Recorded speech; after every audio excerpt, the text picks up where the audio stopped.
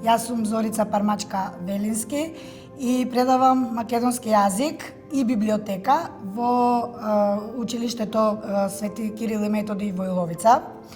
Претходно работев во Дедо Ило Малешевски во Берово и сега сум во Струмица, во Струмичката општина Босилово. Како едукатор, па се трудам учениците да ги наведам на критичко размислување, да си го сакаат, да си го почитуваат мајчиниот јазик и што почесто да го користат во секојдневната употреба, во секојдневната комуникација.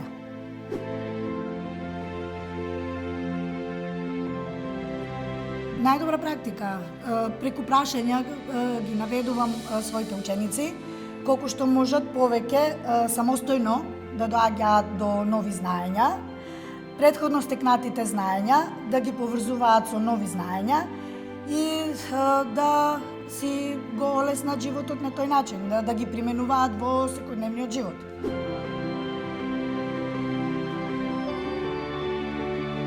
За мотивацијата најпрвен сакам да се заблагодарам на мојата директорка Софија Митрова, која што неодамна е директор во Кирил Методи Иловица, општина Босилово.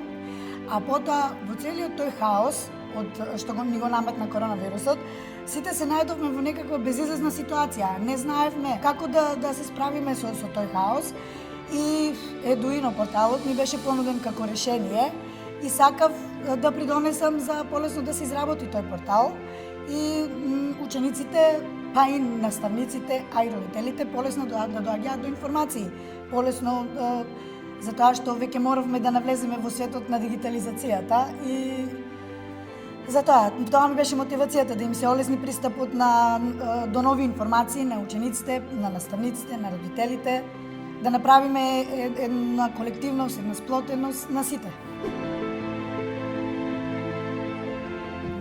Не е ништо страшно, нека снимаат, нека докажат дека го можат тоа. Значи, технологијата не е толку страшна за да не пробаат да работат со тоа.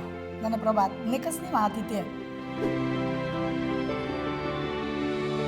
База на податоци, портал, од кој што учениците, наставниците и родителите, односно тој триаголник, учесниците во образовниот процес, полесно можат да дојдат до информации.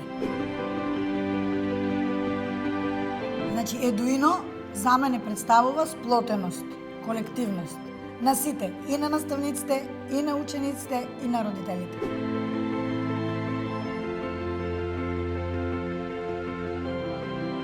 Малку бев скептична на почетокот. Не знаев колку ќе се ангажираат наставниците да снимаат лекции. Не знаев како. И тука ми е страф од јавен настап. Ќе подготвам се, презентација и се, ама не сакам да се снимам. Знаеш, имаше некои коментари такви и за тоа, ама како што видов, после додека ги праќав јас моите видеочасови, дека цело време има многу ни враќа повратна информација, ќе биде објавено, има многу видеа се праќаат, така што тука веќе тој скептицизам го изгубив.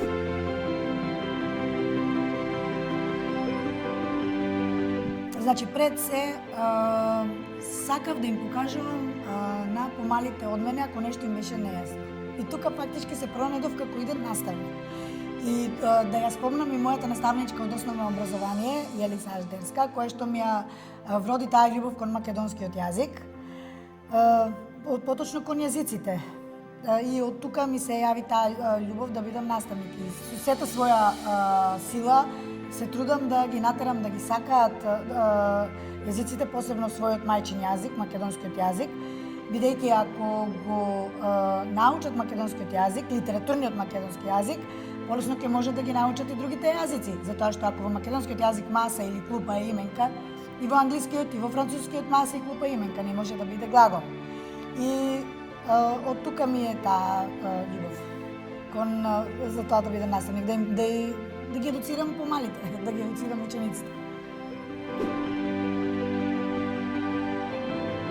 Образованието оди на подобро затоа што според глобалните светските промени, значи се доближуваме кон нив и со тоа ќе може учениците да одговорат на потребите ќе дојдат до знаење со кои што ќе може да одговорат на потребите од светско ниво, од глобално ниво.